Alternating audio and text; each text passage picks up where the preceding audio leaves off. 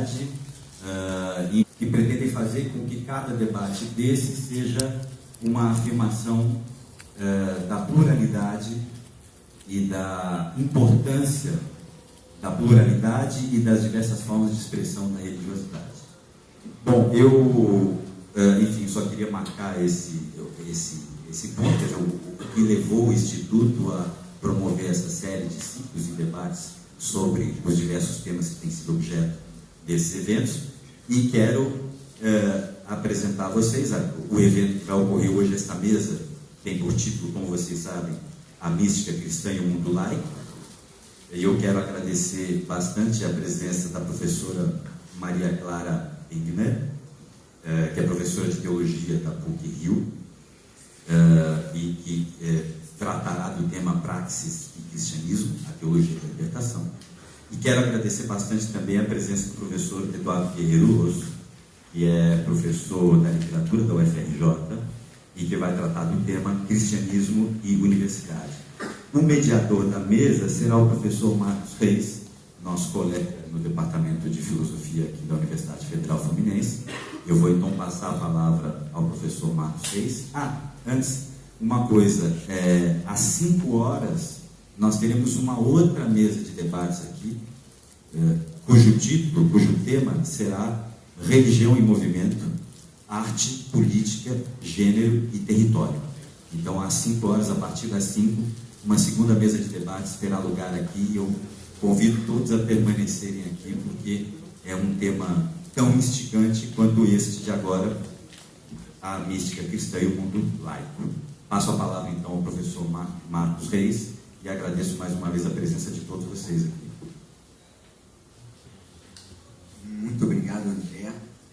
Muito obrigado a todos vocês que se dispuseram a vir hoje aqui. É muito bom ver uma sala cheia, assim, né? Tantos eventos acadêmicos, assim, às vezes são tão esvaziados, né? Quero muito agradecer a professora Alessandra, nossa diretora aqui do Instituto, e por ter acolhido tão bem essa iniciativa do nosso grupo, né? Desde que aconteceu aquele fatídico episódio que o André mencionou. A primeira coisa, como eu vou falar do nosso grupo de pesquisa, o grupo de pesquisa APOFAT-Care, como eu tenho esse grupo de pesquisa já há algum tempo, a primeira coisa que eu pensei, vendo os fatos ali ocorridos, que uma das coisas que eles falavam é que estaria sendo boicotado a palavra cristã, ou o estudo sobre cristianismo dentro da universidade. A primeira coisa que eu pensei, gente, a gente estuda cristianismo dentro da universidade há tanto tempo, de tantas maneiras, vamos falar sobre isso, né? E, então, quero agradecer muito também os outros professores que estão aqui, o Diogo, o Luiz Felipe, Alexandre Costa, e é muito bom ver os próprios professores assistindo coisas, né, uns dos outros, né? Às vezes a gente tem dificuldade, né? Claro, cada um fica na sua pesquisa, né? Mas é tão rico quando outros professores compartilham, né? E trocam ideias com as pesquisas dos outros professores, né? Então, qual foi a minha ideia? Foi a ideia de trazer esse grupo de pesquisa, né, chamado APOFAT-Care, que trabalha o tema da mística, né? Especialmente a mística cristã, mas não restrita à mística cristã. E o nosso grupo é muito calcado pelo relacionamento da mística com a literatura. Acho que 80%, 70% do grupo trabalha com temas da literatura, né? Mas só primeiro falar um pouco sobre esse termo, tanto mística quanto APOFAT-Care, né? O termo APOFAT-Care é um adjetivo em grego que quer dizer negação, né? Ou melhor, né? Negação seria um substantivo, APOFAT-Care é um adjetivo, é negativo, né? Algo apofático é algo negativo no sentido de que nega determinadas características. Esse termo vem de uma expressão cunhada talvez por um autor que tem um nome engraçado, né? O pseudo Dionísio Areopagita. É o Dionísio Areopagita, ou Dionísio, o pseudo Areopagita, né? Essa figura do Dionísio é uma figura central na história do cristianismo e no grande encontro que foi a cultura grega com o cristianismo, né? Em Atos 17, Paulo de Tarso vai até Atenas. Então, imaginam vocês, né? Um apóstolo de Cristo, né? Vai até Atenas e conversa com filósofos ali, né? Então, os atenienses são muito curiosos por todas as filosofias, todos os pensamentos que chegam, e chegou mais um aí, falando de uma filosofia, vem Paulo, né? Isso está lá em Atos 17. E Paulo, então, fala com diversos gregos, cita os estoicos, nominalmente, né? Cita a filosofia estoica, dizendo que essa palavra que ele está trazendo, né, é uma palavra parecida, que tem respaldo com a filosofia estoica, mas a maioria dos gregos não se interessam muito pelo que Paulo fala, menos um tal de Dionísio, que estava lá no Areópago, né? Por isso é o Dionísio Areopagita. Só que lá para 500 anos depois de Cristo aparecem os textos do Dionísio Areopagita, né? Que com certeza não foi o próprio Dionísio Areopagita ali no século I, né, que escreveu, mas um movimento que tem uma história muito grande dentro da tradição filosófica, da tradição cristã, que se chama neoplatonismo, né? A gente pode ver o neoplatonismo já dentro do próprio judaísmo, com Fílon de Alexandria. Fílon de Alexandria pode ser considerado um neoplatônico, né? Dentro da filosofia grega, especialmente com Plotino, mas um pouco antes, com um obscuro professor de Plotino chamado Amônio Sacras, né? Mas dentro do cristianismo, o Platão é muito lido. E a gente pode dizer que Agostinho, ninguém mais, ninguém menos que Agostinho é um neoplatônico. Mais radical do que isso, Agostinho foi convertido para o cristianismo lendo os textos de Platão. Parece uma coisa meio contraditória, né? Por que o Platão tem a ver com isso? Né? Mas só para vocês perceberem que o cristianismo é muito mais complexo do que uma única coisa, né? Então, como eu estava dizendo, o termo apofatiké, que aparece de alguma maneira em Dionísio Areopagita, nesses textos de Dionísio Areopagita, mas especialmente o que a gente pode chamar de teologia negativa, e é esse termo aí que entra, o apofatiké, uma teologia negativa, que o Dionísio chama de teologia mística. É um textinho pequenininho do Dionísio Areopagita, um texto fundamental da história do Ocidente, né? Esse texto, teologia mística, que a gente pode dizer que é uma das grandes fontes da teologia negativa, ele descreve Deus negativamente. Como que a gente vai falar de Deus se Deus não é criatura nenhuma? Certo? Como que a gente pode falar de Deus? A gente só pode falar de Deus negativamente. Então, você começa a negar diversos atributos de Deus para, de alguma maneira, alcançar aquilo que não é criatura nenhuma. Então, Deus não é grande, Deus não é pequeno, né? Deus não é claro, Deus não é escuro, né? Deus não é justo nem injusto. No final das contas, cai na frase de Mestre Eckhart, né? Deus não é nem Deus, né? Por quê? Porque Deus ainda é um conceito humano. Então, chamar Deus de alguma coisa humana ainda é chamar alguma coisa de humana. Portanto, o método da teologia negativa, da teologia apofática, né, é um método de você negar todos os atributos possíveis de Deus. Para sobrar o quê? Sobrar a própria experiência da presença de Deus, né? Então, o conceito de presença aí é fundamental também. A ideia, e aí entra o termo mística. Mística é um conceito que a gente tenta tanto definir, tenta tanto precisar, e é tão difícil, né? Você já tem uma tradição muito grande tentando especificar exatamente o que é a mística, né? Às vezes a mística se mistura com magia, às vezes a mística se mistura com mistificação, né? Mas uma forma bem ampla de tentar definir mística é a experiência da presença de Deus, da divindade, né? A experiência da presença da divindade. Por isso que a gente pode falar de uma mística pagã. Na verdade, as religiões de mistério gregas, né? Com as religiões os mistérios de Eleusis, que tem a ver com a figura de Deméter, os mistérios de Dionísio, tem a ver com o próprio fato de Dionísio morrer e renascer várias vezes, né? Vão estar intimamente vinculados com a religião órfica grega e também com o pitagorismo, né? Trata-se de uma ideia bem nova, revolucionária na Grécia, a ideia de reencarnação, né? Que nossa alma passa por vários ciclos e que nossa alma passa por vários ciclos de nascimento e morte, e que o homem precisa passar por um processo de purificação em vida para que a alma seja liberta de determinados vícios, para que ela possa viver livre sem o corpo, né? Eu digo que é uma doutrina recente na Grécia, porque na Ilíada, na Odisseia, não é essa, né? Em Homero, os textos mais antigos da Grécia, a religião não pressupõe a reencarnação. Então, como eu estava dizendo, as religiões de mistério, elas são a origem do que a gente pode chamar dessa experiência mística. A palavra purificação também tem a ver, está relacionada com a palavra catarsis. Catarsis quer dizer limpeza, purificação, a palavra catarro vem daí, né? São os excrementos que você retira do corpo para se limpar, né? Catarsis vai ser muito usado dentro da filosofia, né, grega, na poética de Aristóteles, falando de uma certa purificação das emoções. Então a gente tem um âmbito muito grande dentro da filosofia grega e da religião grega, em que o termo mística e a experiência mística é tratado. Bom, o que é o cristianismo? Vai dizer Nietzsche, cristianismo é platonismo para o povo, né?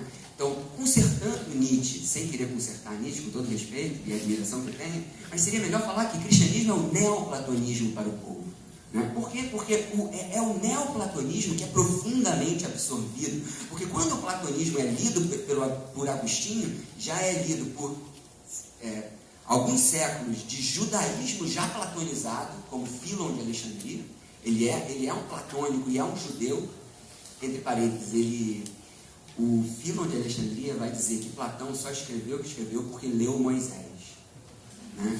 E o interessante é que ele lê em Moisés a teoria das ideias e o mundo de Platão. Então você vai ver como que é imbricado, né? Vai ser Clemente de Alexandria que vai dizer: o cristianismo é um grande rio que junta dois outros rios, o rio da filosofia grega e o rio da lei, logos grego e a lei judaica, né? O cristianismo é a junção do logos grego e da lei judaica. Não existiria cristianismo se não fosse Platão, né? No sentido de que o cristianismo foi construído com os instrumentos que Platão legou, né? Com argumentação de Platão e Aristóteles, é claro, né? Bom, o que o nosso grupo estuda? O nosso grupo tenta recortar esse objeto de pesquisa, a mística. E a mística, ela se apresenta de diversas maneiras. A gente já falou do mundo pagão aqui, de Dionísio, os mistérios de Dionísio, né? E, como eu disse, um dos grandes partes do nosso grupo é o estudo da literatura, né? Da literatura como um aparecimento da mística. Como, por exemplo, em Dostoiévski, né? A gente tem o Jimmy, né, Sudaro, um grande colega nosso, professor de Juiz de Fora. O tema dele é a mística em Dostoiévski. Ele fez uma apresentação genial, estuda muito, está indo para a Rússia agora, né? Dando tapas em estrelas aí, o Jimmy. Enfim, o Dostoiévski ele é claramente vinculado com o cristianismo ortodoxo, que é a forma que o cristianismo se desenvolve na Rússia e em outras partes do Oriente. Mas também estudamos autores claramente ateus, como o nosso querido Márcio aqui fez a tese de doutorado dele em teologia sobre Saramago, tentando pensar o Saramago, né, com o Evangelho segundo Jesus Cristo e vários outros textos. Saramago é um grande leitor da tradição cristã, e a ideia toda, o Márcio fez uma apresentação, a gente teve um encontro há pouco tempo, a ideia toda é que a literatura é um lugar legítimo de se pensar teologicamente o cristianismo.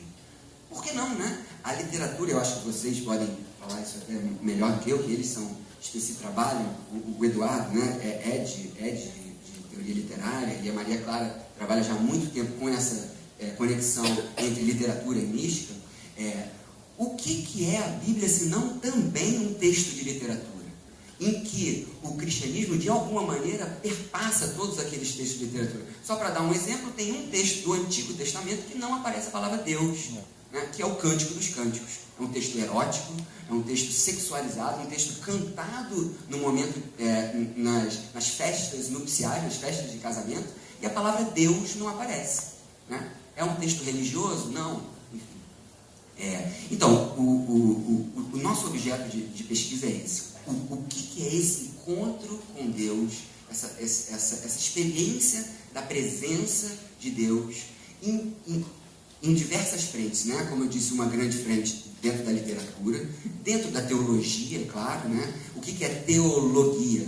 Né? É um discurso sobre Deus. Uma das primeiras, o Alexandre Costa até me corrigiu, me apontou, Ferécides de Ciros, né? Já teria usado isso antes de Platão, mas isso aparece com toda a sua força lá no livro 2 da República, em que Platão vai querer dizer, vamos então fazer um discurso sobre Deus. O que é Deus? Deus é isso, que são teologias, são formas de você falar sobre Deus. E com certeza a metafísica de Aristóteles, se tem um nome que o próprio Aristóteles dá para aquilo que ele está fazendo ali, é teologia. Né? Então, e o cristianismo é uma religião teológica, no sentido que o cristianismo, ele defende que a fala sobre Deus, a fala racional sobre Deus, é um modo legítimo de se relacionar com Deus. Evagrio Pontico, ele tem uma frase, aquele que ora verdadeiramente é teólogo, e aquele que é verdadeiramente teólogo, ora. Então, o outro lado, e aí eu já vou terminando a minha apresentação e passo a palavra para eles, o outro tema muito importante que está relacionado com a mística, é a ideia de ascese. Né? Ascese, askesis, em grego, quer dizer exercício, certo? Ficou notoriamente famoso com Foucault, os estudos que o Foucault faz no final da vida, esse retorno que o Foucault dá ao mundo grego, querendo pensar ali no mundo grego, quais são as práticas, os exercícios de resistência ao poder, em que o sujeito ganha uma certa autonomia frente ao mundo exterior, através de exercícios sobre si. Então, o que é toda a filosofia estoica? Exercícios sobre si mesmo, exercícios com certeza vinculados à racionalidade, em que a pessoa se torna autônomo e feliz, o termo técnico é ataraxia, imperturbabilidade, só imperturbável perante o mundo exterior. Pierre Hadot, um grande helenista, que vai influenciar o Foucault, para o Foucault ter essa guinada no final da vida. Nos últimos 4 anos da vida, o Foucault só estudou o mundo grego nessa pegada. O Pierre Hadot vai apresentar toda a filosofia grega como a filosofia é uma forma de se viver. Então, nesse sentido, uma forma de viver, por quê? Porque a filosofia é composta por um conjunto de exercícios que tem o objetivo de transformar a sua vida para cada um encontrar a felicidade. Não há separação entre teoria e prática na filosofia grega. Né? A teoria é uma forma de prática, e uma prática vai ser uma forma de teoria. São os cínicos que vão cunhar, especialmente com Diógenes, o cão de Atenas, né? Uma figura fabulosa, né? Uma figura interessantíssima, né? O Alexander está aí, vai defender a monografia dele daqui a pouco sobre o cão de Atenas, né? São os cínicos e Diógenes que vai fazer a seguinte comparação, porque askesis, exercício, é um termo do atletismo. E exercício, ele retira essa ideia do exercício do mundo corpóreo para o mundo psíquico. Então ele faz, assim como um corredor tem que praticar exercícios se ele quer correr bem, assim como um flautista tem que praticar exercícios se ele quer tocar flauta bem, o ser humano, no âmbito psíquico, na alma, ele tem que fazer também exercícios psíquicos se ele quer encontrar a felicidade, se ele quer exercer a alma dele da maneira mais legítima e radical possível. Né? A ascese mística está intimamente conectada. Né? E nesse sentido, a mística traz todo o pensamento teológico e filosófico para um existencialismo radical. E nesse sentido, a literatura é tão rica. Por que existencialismo radical? Nesse sentido, o encontro concreto com Deus, a existência dessa experiência da divindade vem antes de qualquer teoria. Né? Esse encontro concreto, direto, né? Com a divindade, tanto no mundo dionisíaco, né, de Eleusis, quanto no próprio movimento cristão, que vai nascer, desse lugar existencial que ganha legitimidade qualquer teoria, né, que surge sobre isso. Então, a minha pesquisa vai muito mais por aí, né? Como que o mundo grego, ele pressupõe, a filosofia grega pressupõe uma ascese específica, um trabalho sobre si específico, que está intimamente relacionado com a presença da divindade de alguma maneira. Então, assim, nós somos uns 15 professores e estudantes de doutorado, mestrado, vinculados ao grupo Apofat Care. Incentivo vocês a visitarem a nossa página. A gente tem uma página apofatcare.com, com K e TH, apofatcare.com, uma transliteração do grego, né? E vocês perceberem o tipo de pesquisa que a gente faz, né? Que não tem nada a ver com fundamentalismo, em que a gente mostra que existem muitos cristianismos, né? Existem muitos, são os cristianismos, né? E não um único cristianismo. Antes, então, para quem que eu começo? Maria Clara? Maria Clara. Então, antes de passar só a palavra para a Maria Clara, está passando uma lista de presença por aí para vocês. Quem tiver interesse de ter um certificado para contar essas 2 horas como horas complementares, né? Vocês podem procurar a nossa coordenação, o coordenador Luiz Felipe está aqui, né? Vocês podem procurar a coordenação, que a gente pode emitir um certificado, né? O Alessandro, enfim, vocês... A gente manda por e-mail. Ótimo, escaneia e manda por e-mail. Nós estamos cada vez mais quebrando as burocracias, tá certo? Então agradeço aí, passo a palavra.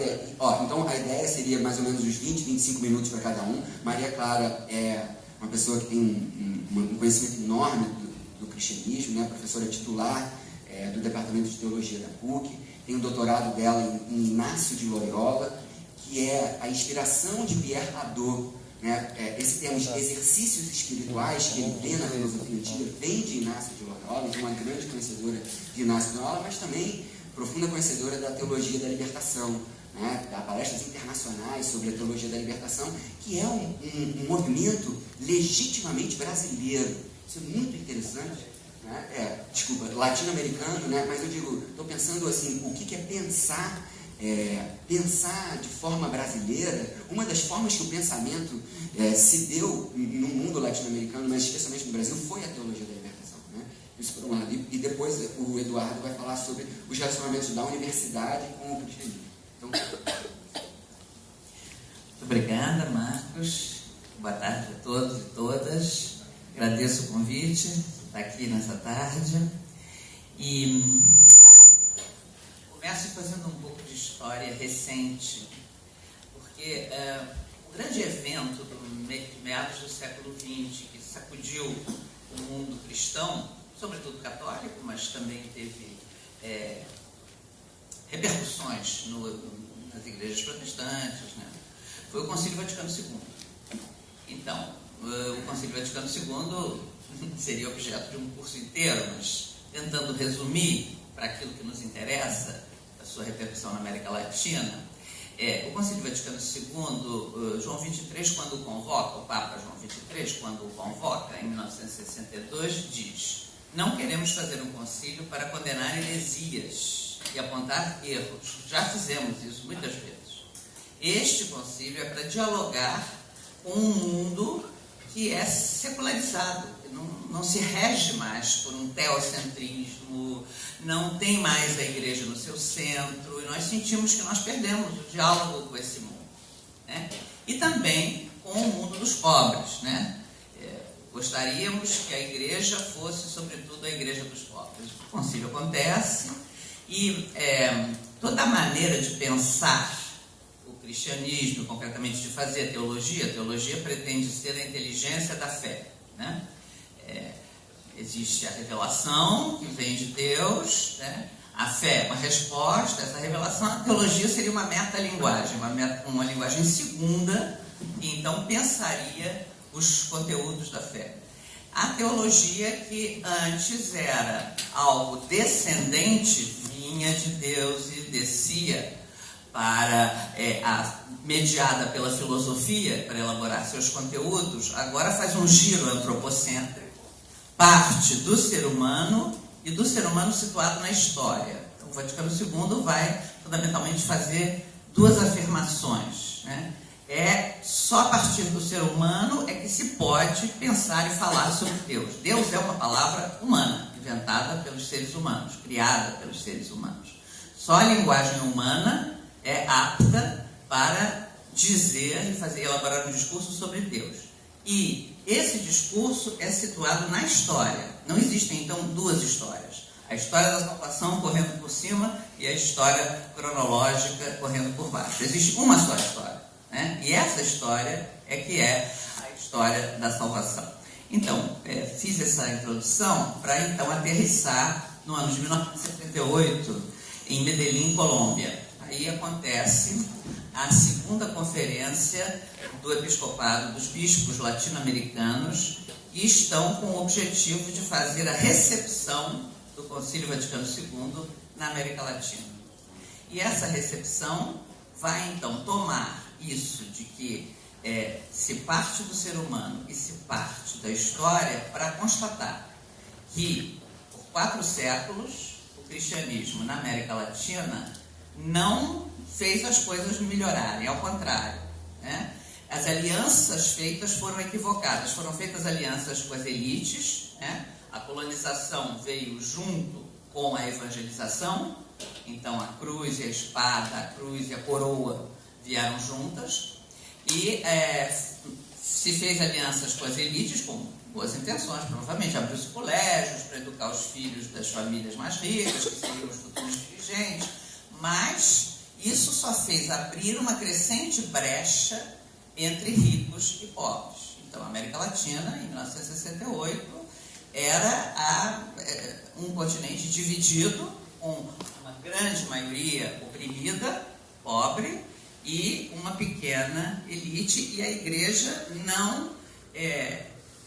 não fazia algo concreto, não ouvia os apelos que vinham dessas massas empobrecidas. O momento histórico também é significativo, porque a Revolução Cubana tinha triunfado em 59, né? Havia toda uma reflexão, estávamos em plena Guerra Fria, depois da Segunda Guerra Mundial. Então, havia o primeiro mundo, que era o mundo capitalista, o segundo mundo, que era o mundo socialista, e o terceiro mundo. O terceiro mundo eram os continentes subdesenvolvidos, então, América Latina, África, Ásia, né?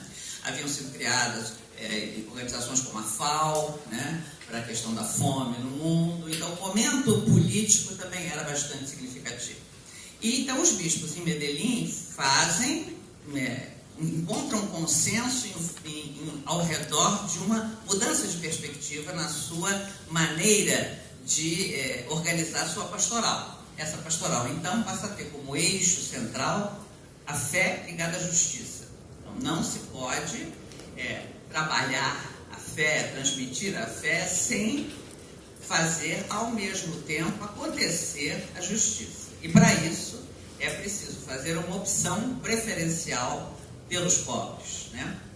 Essa opção preferencial pelos mais pobres tem que ter um pensamento teológico correspondente, né? Essa teologia que pensa, então, a relação fé e justiça a partir da realidade latino-americana vai se chamar teologia da libertação, né? O pai dessa teologia é o peruano, sacerdote peruano, que acaba de fazer 90 anos, Gustavo Gutiérrez. Gustavo Gutiérrez é uma personalidade assim rara. Ele tem 7 graduações. Ele é médico, é psicólogo, é filósofo, é teólogo, fez literatura, enfim, tem 23 doutorados honoris causa. Quando se ordenou sacerdote, trabalhou, e trabalha até hoje, num bairro muito pobre de Lima, né?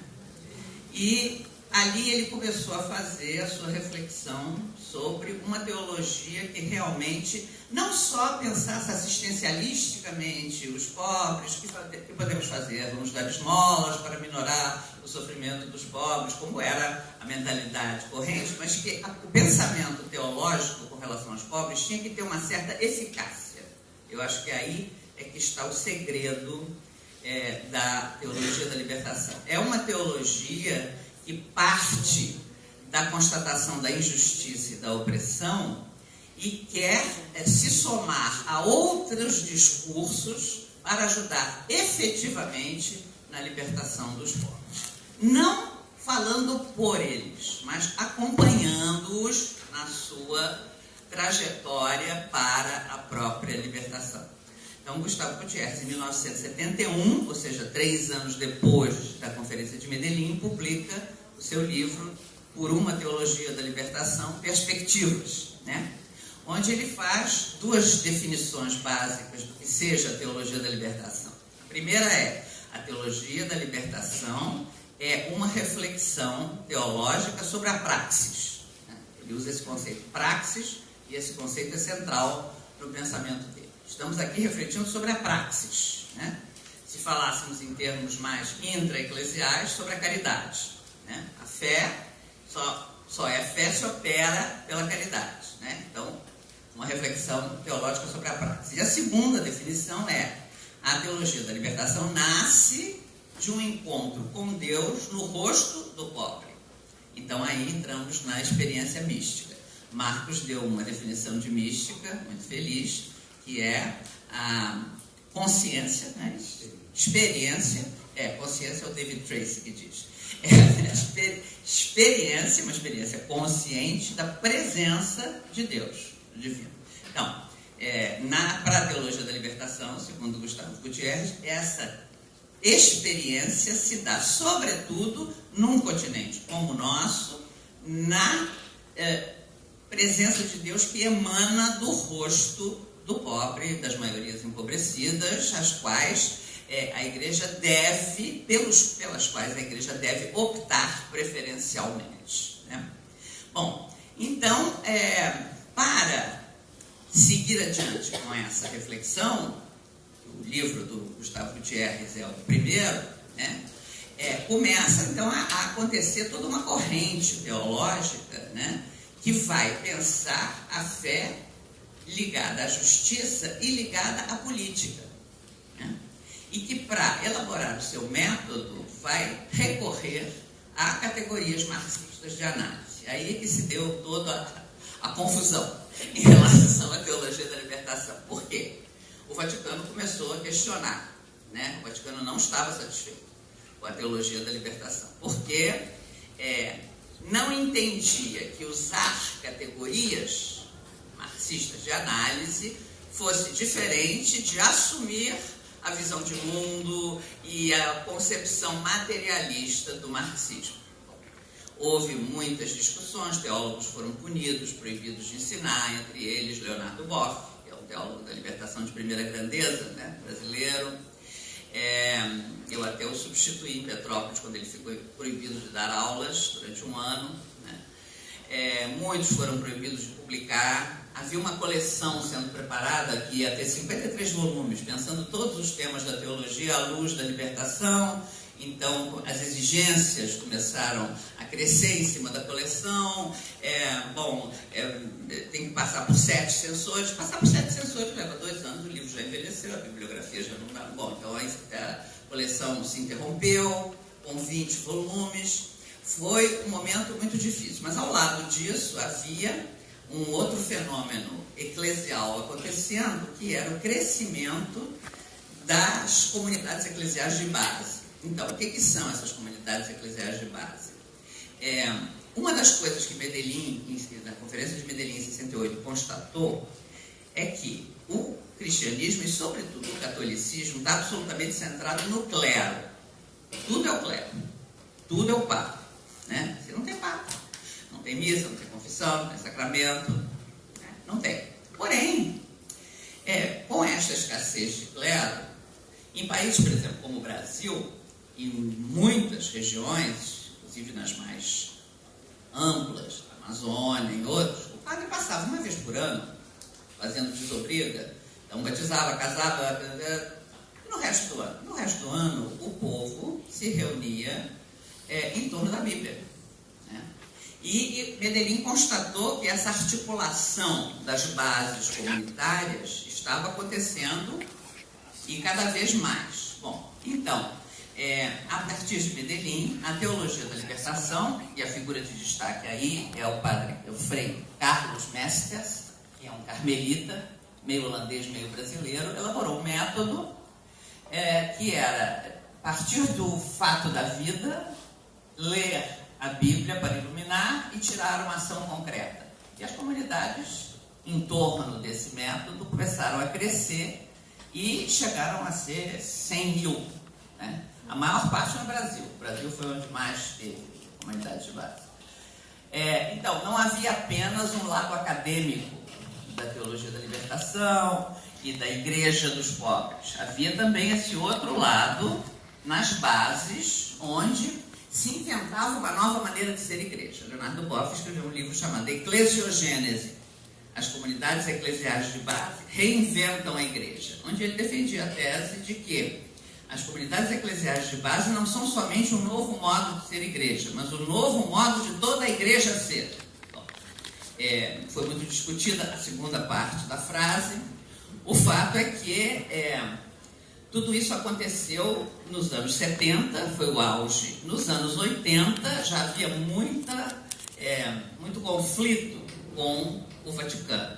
Das comunidades de base saíram muitas lideranças políticas, né? Inclusive o Lula foi meio cria das comunidades de base, né? Do sindicato, evidentemente, da luta sindical, mas ele esteve bem próximo das comunidades de base, que em São Paulo eram muito fortes, né? E por esse Brasil afora, até hoje, ainda existem comunidades de base, embora em menor número. Por quê? No final dos anos 80, acontece a queda do Muro de Berlim, que é um divisor de águas no mundo inteiro, ou seja, o segundo mundo não existe mais. Com isso, o terceiro, existe só o capitalismo, o neoliberalismo flutuando livre, né? Sem balanço de poder do outro lado. No Brasil, acontece um evento paralelo, o Collor ganha a eleição e o Lula é derrotado pela primeira vez. Isso deu uma crise muito grande na militância cristã, né, que estava profundamente engajada na política e tal. Muitos perderam a conexão com a igreja, foram fazer sua militância apenas por si mesmos, mas, enfim, e outros foram para outras áreas. Então, a partir daí, a teologia da libertação, a teologia latino-americana, não vai ter só a perspectiva socioeconômico-política. Ela vai se alargar para a cultura também. Vai pensar temas como a ecologia. Leonardo Boff é o primeiro. É uma das figuras mais respeitadas no mundo inteiro. Assinou a Carta da Terra. É uma autoridade sobre isso. E é muito interessante. Esses dias eu estive fazendo umas perguntas para ele. Ele vai fazer 80 anos em dezembro. Então a Voz está preparando um livro comemorativo. E ele escolheu que o livro fosse com 10 interlocutores fazendo questões para ele. E ele escreveu o livro a partir das questões, né? E eu tive que revisitar aí a obra dele para fazer. Eu fui uma das interlocutoras que ele escolheu. E é interessante como a fonte dessa militância ecológica, desse pensar ecológico brilhante que Leonardo Boff tem sido a sua contribuição nos últimos anos, né, para o pensamento mundial, vem da sua espiritualidade de origem, que é a espiritualidade franciscana, né? Leonardo Boff é um franciscano, né? Toda a espiritualidade de São Francisco chamar as criaturas de irmãos, o cântico do irmão Sol, etc. E resulta que isso que Francisco de Assis, né, viveu e trouxe do século XII, né, está sendo uma prioridade mundial hoje e foi objeto do mais brilhante documento do Papa Francisco, a Laudato Si, né? Um documento que inaugura, a meu ver, um novo capítulo na história do pensamento social cristão. Então a ecologia foi uma das áreas que passou a ser de primeira grandeza. A outra foi o gênero, né? O feminismo, que já estava na terceira onda no hemisfério norte, nos Estados Unidos e em países da Europa. O feminismo nasceu no berço da teologia da libertação, né? E por isso tem configurações bem diferentes, talvez, do feminismo norte-americano, mas é algo que cresceu muito, talvez a figura protagônica da teologia latino-americana em termos de gênero, de pensar sobre gênero, seja Ivone Gebara, a mais destacada teóloga, teve muitos problemas com o Vaticano também, teve que sair por um ano, depois voltar. o Vaticano queria que ela fosse expulsa da congregação. A superiora geral era uma mulher de força e disse: olha, o senhor manda no Vaticano, mas quem manda na congregação sou eu. Então não sai. Lança a questão de que pensar sobre a mulher, né, não é a mesma coisa do que pensar sobre gênero. Gênero é uma questão muito mais ampla, é uma questão cultural muito maior do que apenas a problemática da mulher. Bom, e hoje essa temática de gênero vem crescendo muito, né, dentro da teologia latino-americana. E a outra área que também, né, nasce no berço aí da teologia da libertação é o diálogo interreligioso. Né? É algo que nem se falava muito disso. Em 68, quando acontece a Conferência de Medellín, se falava em ecumenismo, né? Diálogo com as outras confissões cristãs, diálogo com o protestantismo, catolicismo, protestantismo, etc. Mas, pouco a pouco, né, se percebe, e isso acontece também a nível mundial, que a globalização aboliu as fronteiras entre muitas coisas, não só fronteiras geográficas, mas também fronteiras religiosas. O Oriente Médio, aquilo que estava apenas nos filmes, em alguns filmes que se via com odaliscas e tal, se tornou algo muito presente e se começou a perceber que o campo religioso não era mais hegemonicamente do cristianismo histórico, né? Que o cristianismo histórico estava perdendo essa hegemonia que tinha tido por muitos séculos e que o mundo, na verdade, era plural religiosamente também. Aqui, concretamente no Brasil, então, a teologia do diálogo interreligioso leva em conta todas essas problemáticas sociais, políticas e econômicas que impactam também na questão religiosa e plurirreligiosa, né? E hoje, me parece que o problema assim, mais cabeludo que a teologia do diálogo interreligioso tem que enfrentar, muito concretamente na América Latina e no Brasil, sobretudo, é a questão da teologia da prosperidade das igrejas neopentecostais, que vai justamente oposta à teologia da libertação. E é uma constatação assim surpreendente, né, que muitas pessoas de comunidades pobres estão indo em massa para essas igrejas, né? O padre Comblan, que era um teólogo da libertação belga, mas viveu toda a vida no Brasil, era muito irônico e muito pessimista. Se a gente não queria entrar em depressão, era melhor não conversar com o Comblan, porque sempre ele achava que tudo estava mal, que ia piorar. E ele disse: nós optamos pelos pobres e os pobres optaram pelo pentecostalismo, que é um pouco verdade, assim, em termos estatísticos, né? Porém, quer dizer, tem que ver o que o pentecostalismo oferece, propõe, né? Propõe coisas materiais, né? Dizendo que isso é a vontade de Deus, né?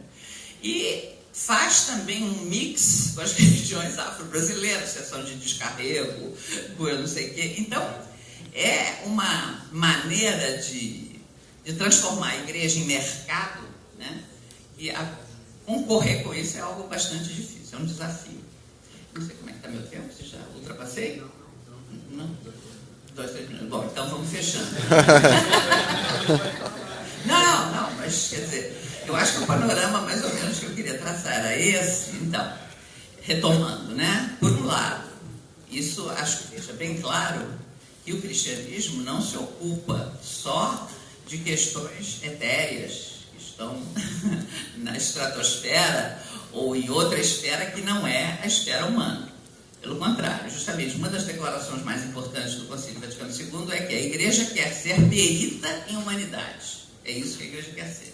Se alguma expertise a igreja quer ter, é ser perita em humanidade. Então, o conteúdo, a importância, o centro, né, do cristianismo são os seres humanos. Quando mais não fosse, o cristianismo nasceu com a fé na encarnação, que Deus, esse Deus absolutamente transcendente, que nunca ninguém viu, que ninguém pode ver sem morrer, do qual não se pronuncia nem o nome, o judaísmo não pronuncia nem o nome, apofático, né? A fé cristã diz que ele se encarnou num ser humano, Jesus de Nazaré, né?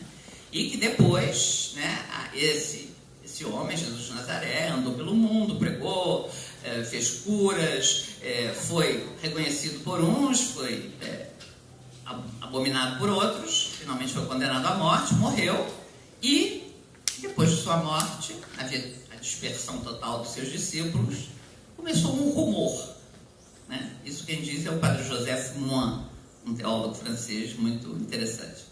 Um rumor, tudo começou com um rumor. Ele está vivo, nós vimos. Não sei quem foi ao túmulo e viu, as mulheres disseram que viram, que falaram com ele, ele está vivo. Bom, e esse rumor cresceu, começou a crescer dentro da sinagoga. A uma certa altura não tinha mais como ficar dentro da sinagoga, rompeu com a sinagoga e foi aos gentios, ao mundo grego, o mundo greco-romano, né, de então. E para elaborar seu discurso e falar com as pessoas, teve que tomar como mediação a filosofia grega, né? Então, é por isso que o cristianismo é esse casamento mais ou menos feliz, né, entre o judaísmo e a filosofia grega, né? Então, uma das coisas que o Concílio Vaticano II constata e que a teologia latino-americana da libertação fez força para fazer foi retomar um pouco a matriz hebraica. Ela tinha ficado muito de lado, que é uma matriz absolutamente prática, né? O judaísmo é uma religião prática, que diz respeito à vida, desde que se acorda até que se deita, desde que se nasce até que se morre, né? E tinha sido muito deixada de lado, e a parte da filosofia grega, das categorias gregas, tinha tomado quase todo o espaço, né? Então havia que voltar às fontes, havia que voltar à Bíblia, havia que voltar à matriz hebraica, sem deixar de lado a matriz grega. Atenas e Jerusalém estão juntas, né, na matriz cristã. Mas então, esse cristianismo de judeus e gentios, né, é que no século XX, depois do Concílio Vaticano II, na América Latina, vai se voltar, então, para essa categoria de pessoas que são as que estão à margem da sociedade, né? Então, a igreja as igrejas, porque nessa altura o movimento já era ecumênico, as igrejas fazem essa opção de trocar de alianças, de fazer sua aliança fundamental com aqueles que estão mais necessitados, né? E aí começa todo esse novo capítulo da teologia latino-americana, que mostra que fazer teologia, crer por um lado, fazer teologia pelo outro, pensar a fé pelo outro, não está dissociado de agir no mundo e de agir transformativamente, né? De fazer política, né? A neutralidade política é impossível, né? Pretender uma neutralidade já é tomar uma posição, né? Então, há que tomar uma posição em favor daquele que é mais vulnerável e mais pobre. Por quê? Qual a razão? Porque Deus mesmo toma essa posição por ele. Então, aí se revisita toda a Bíblia e se vê que na Bíblia hebraica está dito em todos os tons, né, que Deus é o Goel, é o advogado, é o porta-voz do pobre, do órfão, da viúva e do estrangeiro, das categorias que são vulneráveis em Israel, né? E que Israel tem que cuidar desses que não tem quem olhe por eles, né? Desses que estão desamparados. Se eles não têm ninguém que olhe por eles, Deus olha por eles, Deus fala por eles, Deus os defende, né? Bom, e é isso então que a teologia da libertação pretendeu fazer desde o seu início, né? Fé e política, um binômio indissociável, e também fé e cultura. Também a fé se expressa nas mediações, né? As mediações são mediações socioanalíticas, mediações filosóficas, mediações culturais, né? É a partir daí que se pode elaborar o pensamento organizado do cristianismo. E hoje temos, enfim, o Papa Francisco, que trouxe de volta todo esse discurso, que tinha ficado meio exilado por 30 anos, com o Papa João Paulo II e o Papa Bento XVI. O Papa João Paulo II tinha muito medo de comunismo, né? Então ele olhava com muita desconfiança o que acontecia na América Latina. Bento XVI era mais aberto, falou várias vezes, inclusive, inclusive, que a opção pelos pobres está no centro do Evangelho, não há como discutir. Era um intelectual, um professor. Quando o Papa Francisco toma posse, há 5 anos atrás, então a gente sente que a linguagem do Concílio Vaticano II está voltando, né?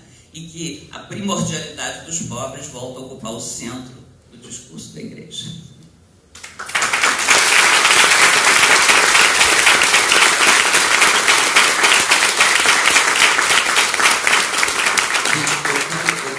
Vamos abrir um espaço de questões no final. Deixa primeiro, vocês anotem suas questões, tá? Aí a gente abre um momento de questões e primeiro o Eduardo aqui vai falar. Ok. Queria agradecer muito a oportunidade de estar aqui falando sobre essas questões do nosso grupo de pesquisa. Agradecer muito a diretoria, o departamento de filosofia, o Marcos, enfim, poder estar junto da minha amiga Maria Clara. E, bem, eu queria iniciar aqui a minha fala dizendo que realmente assim, eu sou do departamento de ciência da literatura da UFRJ, né? Então, basicamente, a gente trabalha com literatura moderna e a minha pesquisa ela é a relação entre essa tradição mística, em especial a cristã mesmo, né, com a literatura moderna. E, enfim, nos meus artigos, nos meus trabalhos, eu procuro mostrar que existe uma espécie de secularização da mística na literatura moderna. Isso não significa dizer, por exemplo, que os poetas são místicos ou que os escritores são místicos, mas significa dizer que assim, esse discurso que o Marcos chamou de apofático, né? Essa relação com o divino a partir da negação, ele pode, assim, a religião pode não estar presente em muitos poetas, eles podem ser, assim, absolutamente desligados de uma fé específica, mas existe alguma relação com o indizível, com categorias negativas, né? É inapreensível, impossível, né? E uma relação de experiência com esse indizível, né? Que desafia a linguagem literária, mas desafia instigando essa linguagem a entrar a procurar instigar essa experiência com esse indizível, né? E isso eu vejo relações com a matriz da mística cristã, né? Enfim, é mais ou menos isso que eu estudo. Eu vou falar aqui sobre a relação justamente porque me interessa muito especificamente como que essas matrizes, né, do cristianismo, seja na cultura em geral, né, na literatura, seja mais especificamente na filosofia e na teologia, né, ocidental, elas estão intrinsecamente ligadas à nossa cultura moderna, né? Certamente que a cultura moderna ela produz rupturas muito claras, né, com essa matriz, mas não deixa de ser interessante pensar como que essas rupturas não necessariamente elas se desligam de muitos elementos dessa matriz, né? E é muito curioso observar, por exemplo, que a modernidade ela criou formas de buscar, né, um certo distanciamento do cristianismo, né?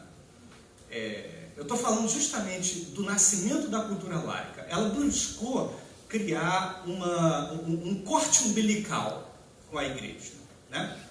Então, ela buscou isso, seja a partir da entrada de estudos de outras religiões. Então, por exemplo, as pessoas buscam o budismo, né, budismo japonês ou chinês, ou buscam as diferentes manifestações do hinduísmo, né?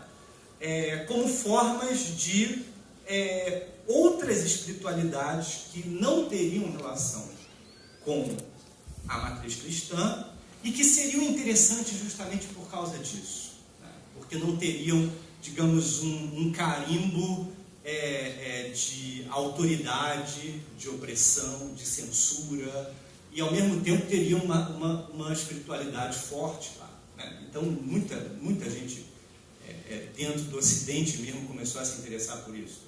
Por exemplo, vou dar um exemplo básico, assim, Schopenhauer, né? Dentro da filosofia dele, ele absorve muito do budismo, né? Muitos elementos assim da literatura introduzem isso. E quando você percebe isso, você percebe que existe uma negação de se buscar ou de se aceitar justamente essa espiritualidade cristã, né? Existe uma tentativa de dizer não, assim, o cristianismo não interessa outras coisas, né? Mas não o cristianismo, né? E é curioso como essa tentativa de se distanciar do cristianismo, se aproximar de outras espiritualidades, normalmente elas caem num problema de projetar numa espiritualidade de fora justamente a herança inevitável que a gente tem dessas matrizes. É basicamente isso que eu começo a perceber quando eu estudo, por exemplo, elementos da literatura moderna, né? E mais laica possível, né? Não é à toa que muito recentemente, né, dos anos 80 para cá, né, a própria filosofia, dentro da filosofia laica, alguns autores, assim, inclusive marxistas, assim, né, Alain Badiou, Michel Louvi, enfim, o Zizek também, mesmo que não seja marxista, o Agamben e tal, eles estão procurando retomar uma relação com a teologia, né? Então eles estudam teologia de fora da teologia, né? O que é um movimento que eu considero muito importante e interessante. Esses nomes que eu citei são os mais famosos, mas o meu orientador de doutorado, eu fiz o doutorado, o nono doutorado do sanduíche em Leipzig, na Alemanha, ele se chama Christoph Türk. Ele tem uma formação em teologia e depois ele foi para a filosofia e ele se tornou professor de filosofia de Leipzig, né? Ele tem toda uma obra e ele é ateu, né? Enfim, ele está dentro da escola de Frankfurt, da teoria crítica, né? Ele tem toda uma obra em que ele faz essa reflexão das relações entre filosofia e teologia antes de entrar esses grandes nomes que são mais conhecidos. Tá? E no meu estudo que eu tive com ele, enfim, eu também sou ateu, né? Eu o procurei justamente porque eu estava interessado nesse problema, nesse relacionamento difícil entre o cristianismo e a laicidade na cultura ocidental mesmo, né? E me interessou justamente essa questão ocidental para a gente entender melhor a nossa relação com o outro, com o Oriente, e etc. E tal. E eu acho que tem um fator complicador aí, né, que é o fato de que nós somos brasileiros. Até que ponto o brasileiro é ocidental? Até que ponto ele não é ocidental? Né? Até que ponto nossa classe média ele não é? Né? Isso também é interessante, porque nós temos uma influência direta das religiões afro-brasileiras, né?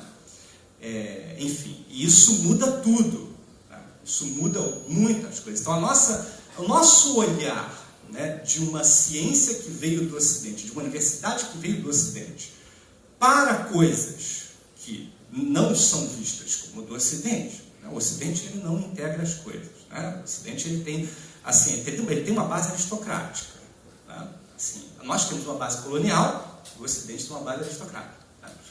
como que nós nos relacionamos, por exemplo, com a cultura afro-brasileira, né? Sobre uma perspectiva de uma ciência que a base é ocidental. Né? Bem, essas são questões que eu apresento, aí eu não tenho resposta não. São questões aí que são para a gente discutir. Né? E é isso que me interessa, esses nós que são difíceis de resolver. Né? Você vê, a introdução super erudita aqui do Marcos já dá a dimensão das dificuldades que a gente enfrenta no nosso grupo de pesquisa. Né? Nós somos totalmente interessados em problemas, dificuldades.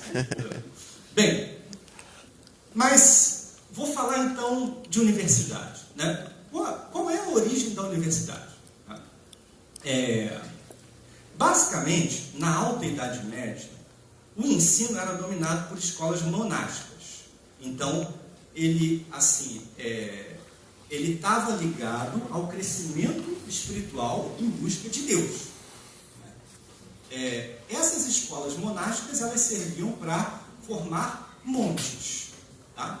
Você vê, Alta Idade Média, estamos num período, né, a decadência do Império Romano já aconteceu, os bárbaros, eles invadem tudo quanto é lugar, então, assim, as escolas monásticas, elas também são uma espécie de abrigo. Né? Essas escolas, elas desenvolveram práticas ascéticas de leitura. Então, por exemplo, existe um tipo de leitura que se chama Lectio Divina, leitura em voz alta e meditação silenciosa, né? Da Bíblia, é muito especial. Né? E tem uma outra leitura que se chama Lectio Spiritualis, praticar associações em torno de um conteúdo lido. Né? Bem, esses tipos de leitura são determinantes para uma ligação intrínseca entre estudo e espiritualidade no Ocidente. Basicamente, o estudo começou assim. Tá? Depois, muito especial, do século 6 ao 10, aparecem escolas episcopais e catedráticas. Agora, não são para formar monges, são para formar clérigos. Né? E na base dessas escolas que aparecem as primeiras duas grandes universidades. Primeiro, aparece uma universidade que foi organizada não por professores e nem de cima, isso é uma coisa muito curiosa, foi organizada de baixo, foi organizada pelos alunos, que é a primeira universidade de todas, é a Universidade de Bolonha, né, na Itália.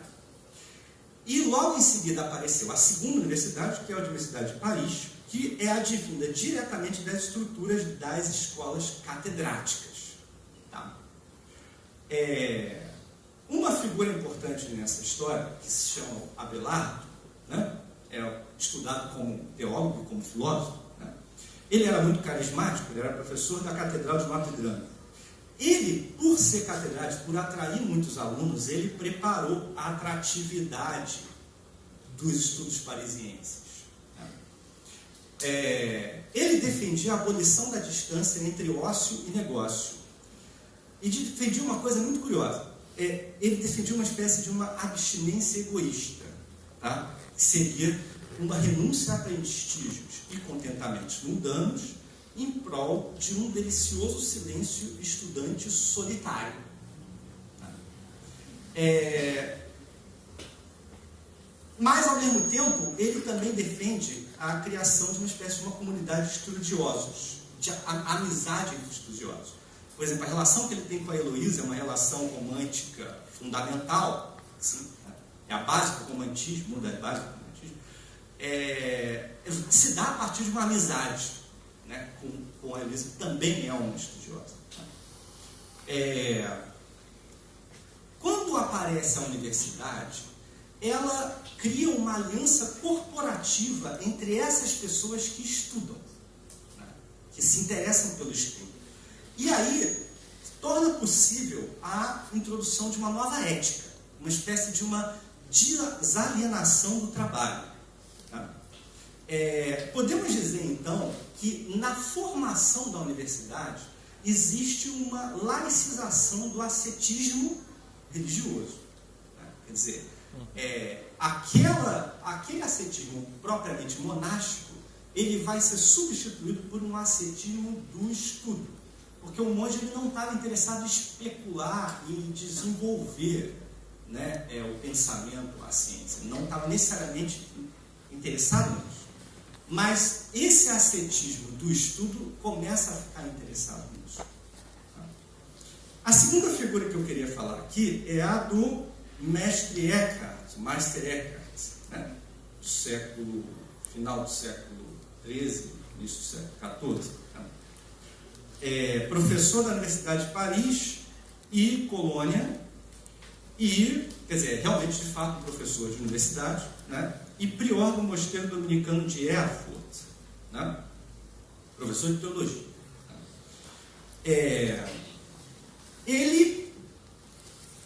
Ele foi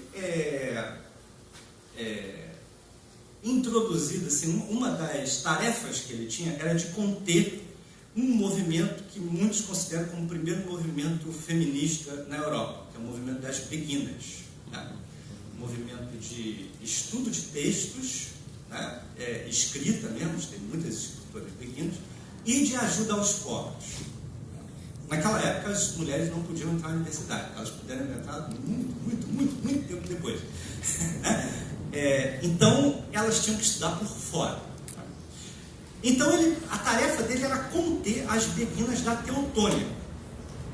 Ele se permitiu ouvi-las. E aí, em vez dele conter, ele absorveu as ideias que elas continham de uma nova espiritualidade. E aí ele formulou o conceito de desprendimento, Abgeschiedenheit, né, que é o abandono integral da alma à vontade divina,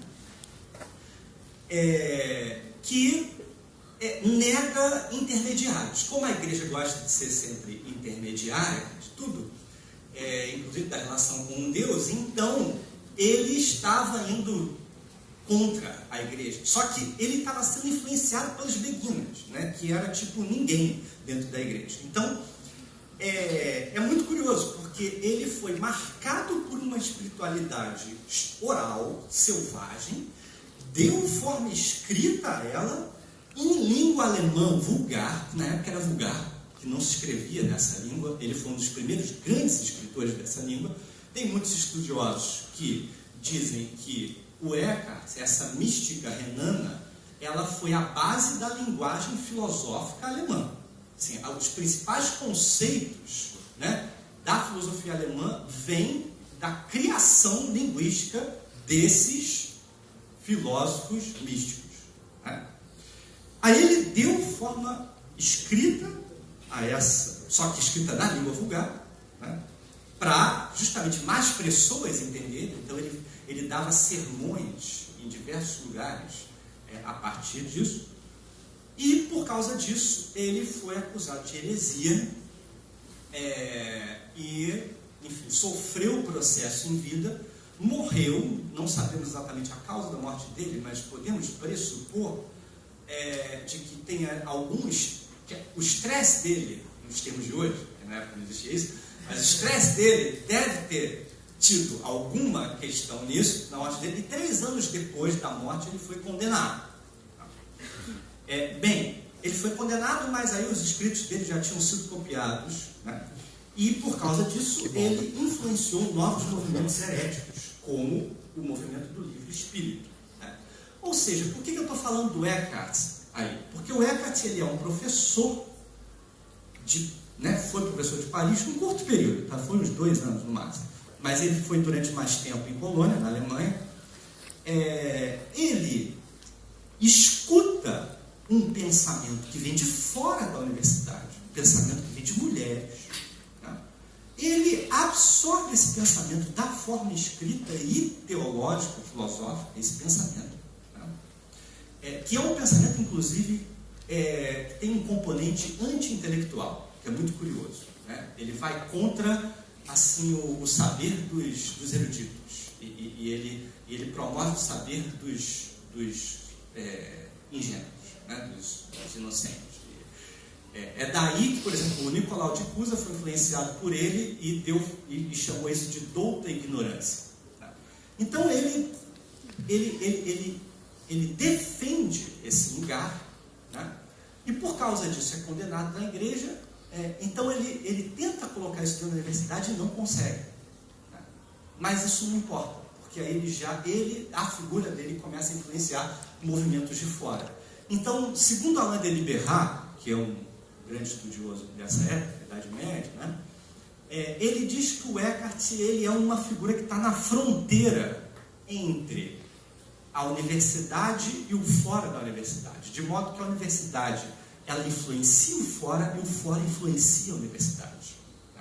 Bem, durante um bom tempo, a universidade ela não é um lugar de pesquisa e ela não é um lugar aberto a qualquer um para entrar. Ela é um lugar de formação das elites.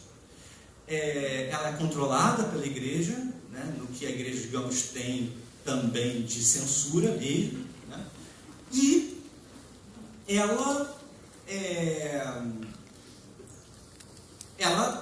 a universidade ela é um lugar de ensino profissionalizante, né? As primeiras faculdades que aparecem são basicamente teologia, que é chamada a rainha das ciências, né? Ela é a principal, ela é a dona do pedaço, né? Rainha das ciências. E as outras basicamente é direito, medicina, e tem uma faculdade de artes que serve para entrar nessas, basicamente. A teologia está... a filosofia está dentro das artes. Entendeu? Bem, a filosofia ela é um ponto assim, de passagem para chegar a outra coisa. Então, vocês observam aí, né, que no nascimento e desenvolvimento durante um bom tempo na universidade, a universidade ela não estava interessada necessariamente em pesquisa. Ela estava interessada em ensino profissionalizante e uma estrutura teológica bem rígida, que vai dar lugar à escolástica. Enfim, a teologia domina essa epistemologia, mas ao mesmo tempo ela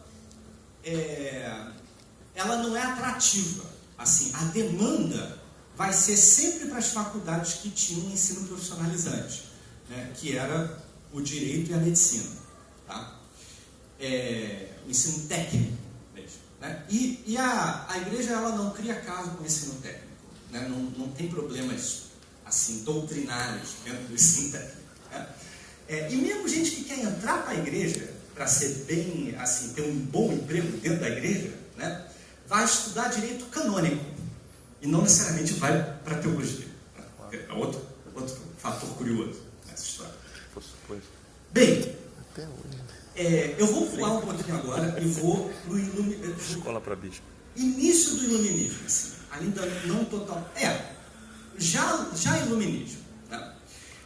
Quando chega o iluminismo e aparecem pessoas que advogam uma ciência com base na matemática, aquilo que a gente chama de matematização do mundo, né? Uma visão mecanicista do mundo, Descartes, né? O empirismo e tal. Você tem a entrada de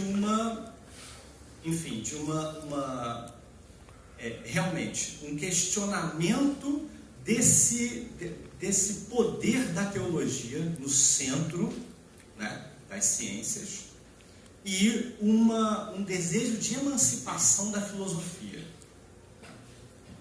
Você tem esse lugar aí, que é importante, mas ao mesmo tempo, quem vai promover universidades que vão buscar o desenvolvimento, né, da pesquisa e das ciências e da filosofia, geralmente são universidades protestantes, são movimentos protestantes, calvinistas, luteranos, né? Justamente porque eles não conseguem entrar nas grandes universidades que estão dominadas pelo catolicismo, mas eles inventam novas universidades, né? Aí vai aparecer, bem, no caso, o iluminismo, ele em termos de universidade, ele é um movimento marginal. Ele não entra em Oxford, ele não entra em Paris, ele não entra em Bolonha, entendeu? Mas ele vai se desenvolver em universidades como Göttingen, como Halle, na Alemanha, como Leiden na Holanda. Né? E aí, são nessas universidades que vai aparecer uma coisa curiosa. Por exemplo, na Universidade de Halle, você tem o reitor, que é o Hermann Franke, que é um cara do pietismo. O pietismo é um movimento essencialmente místico, porque o que interessa a ele é a experiência entusiástica do divino. Vai aparecer esse conceito de entusiasmo, né? Em alemão é Begeisterung. Né? E nesse movimento, o Franke, ele vai fundar um orfanato, né, em Halle. Enfim, é um movimento. A princípio, o orfanato é um lugar de caridade, mas nesse lugar de caridade ele vai promover o desenvolvimento de um ensino científico altamente qualificado e ele vai promover a relação entre a teologia e a matemática. Parece louco, mas é isso mesmo. E vai chamar um monte de gente interessante. Ele era amigo do Leibniz, está tentando fazer isso em Berlim, tendo dificuldade. Né? Bem, existe um conflito assim que poderia acontecer entre ele e Leibniz, porque Leibniz tem um lado mecanicista, né? É um cara mais racionalista, e o pietismo ele busca o desenvolvimento das emoções, ele quer estudar os afetos, o papel dos afetos dentro da cognição. Já os mecanicistas, não interessa afeto para eles, basicamente, eles acham que a razão é mais importante, né? Os dois estão numa discussão muito interessante e amigável. Tá? Mas os pietistas eles têm um perigo. Assim, eles podem ser vistos como espiritualistas loucos e desvairados. Tá? É bem a coisa de como o iluminismo vai ver a mística. Né? Bem, acontece um episódio de que uma grande figura desse iluminismo racional, que é o Christian Wolff, ele chega na Universidade de Halle para dar aula, mas ele é radical, então ele vai buscar a emancipação da filosofia a todo custo, e aí o pessoal da teologia de Halle não vai gostar do que ele vai falar e vai bani-lo. Franke faz de tudo para isso não acontecer, mas não consegue. Aí o Wolff, ele começa a dizer que ele foi banido por causa dos loucos pietistas, que não queriam saber de racionalismo. Essa foi a versão que ficou. Né? E aí a grande oposição entre mística e iluminismo, né? Mística entusiasmada e iluminismo racional, ela se estabelece no Ocidente. Tá? E os racionalistas, eles vão dizer que os místicos não entendem nada de ciências. Né? E os místicos vão ser, com o tempo, banidos da universidade. Só que se a gente for ver, assim, tem muitos estudiosos que estudam esse iluminismo nascente. Eles vão dizer que não. Na verdade, esse pietismo, ele era amigo das ciências. Né? O que aconteceu foi uma cisma, né? Que deu no que deu. Mas, no início, todos estavam juntos e todos promoviam, eles queriam a tolerância religiosa. Uma tolerância que não existia nas grandes universidades, que só existia nessas universidades pequenas. Tá? Então eles eram, de fato, assim, os grandes defensores da teologia. Eram defensores de uma corrente que se chamava o ecletismo. Né? Quer dizer, era a ideia de que o pensamento ele tinha que ouvir diversas maneiras de você ver o mundo para você poder escolher qual maneira você quer ter de visão de mundo. Então isso era chamado de ecletismo. Bem, depois disso, aí aparece o grande filho do iluminismo, desse esforço do iluminismo de tornar a universidade mais do que ensino profissionalizante. Tornar a universidade um lugar de autonomia crítica da ciência. Isso vai acontecer com o filólogo, né? Wilhelm Humboldt, que é o fundador da Universidade de Berlim. Ele está do lado de um teólogo e hermeneuta, que é o Friedrich Schleiermacher, né?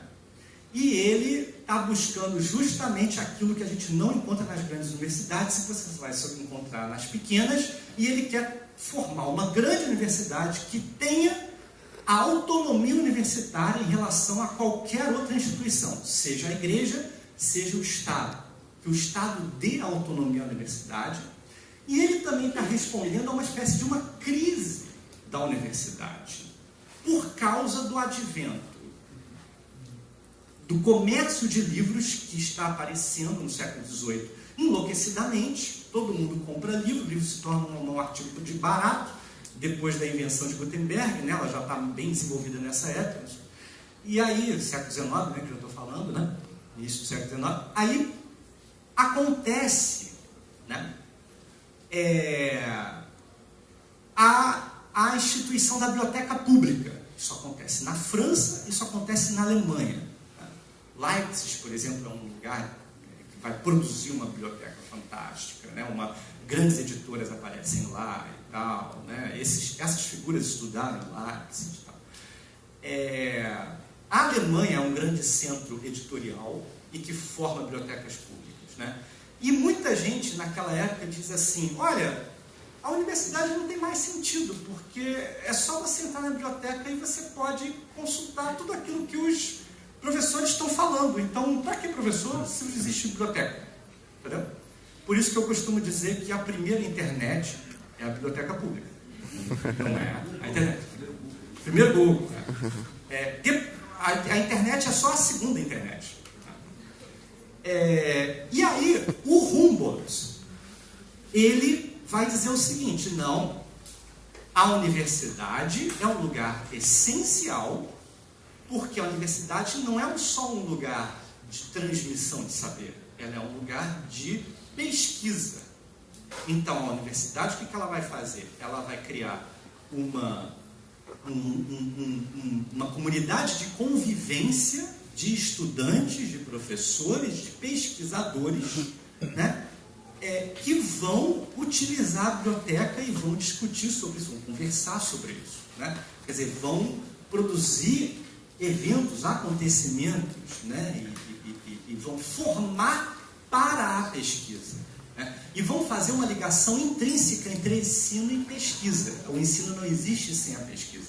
O ensino precisa ser atualizado a partir da pesquisa. E aí, quando o Humboldt inventa isso se torna uma espécie de um sucesso na Europa inteira. O outro modelo que concorre com o de Humboldt é o modelo napoleônico de Universidade de Paris, que é totalmente controlado pelo Estado, é um Estado opressor, né? E ninguém gosta desse modelo, né? Então esse é um modelo assim que não funciona. Infelizmente esse modelo ele foi mais influente na Península Ibérica, logo em Portugal, né? Mas fora os lugares principais assim de formação do modelo francês, todos os outros lugares foram influenciados pelo modelo alemão. Muito especial a Universidade Americana. Ela é toda baseada no modelo Humboldtiano. Tá? Bem, aí, quando chega um momento que a própria Universidade Francesa vai ser influenciada por Humboldt, entendeu? A própria Universidade Francesa, né?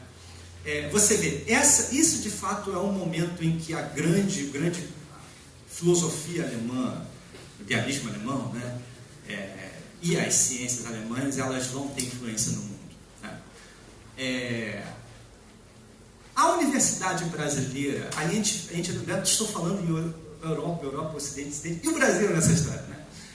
Brasil, ele só começa a universidade lá pelos anos 20, muito mal porcamente, só nos anos 30 que o negócio começa a acontecer mais ou menos, né?